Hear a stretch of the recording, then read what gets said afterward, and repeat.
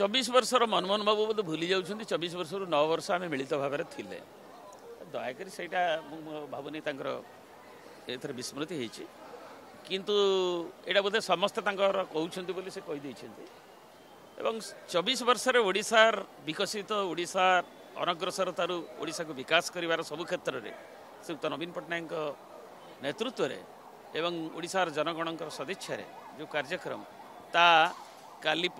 प्रतिफलित होती नीति आयोग जो परदिन जो रिपोर्ट प्रकाशित होती ओडिशा आमर इंडियार फाइनेंशियल हेल्थ इंडेक्स एवं से निजे नीति आयोग कार केंद्र सरकार ना आमर एवं से माने प्रशंसा कर ओडिशा 1 नंबर रही आर्थिक श्रृंखल आर्थिक परिचालन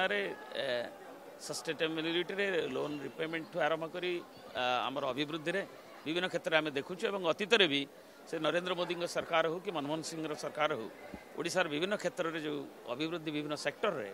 ताकू मध्य भूयसी प्रशंसा कर नीति आयोग सद्यतम उदाहरण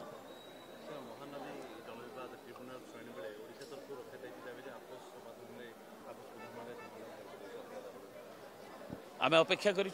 कहीं बर्तमान ट्रिपल इंजिन सरकार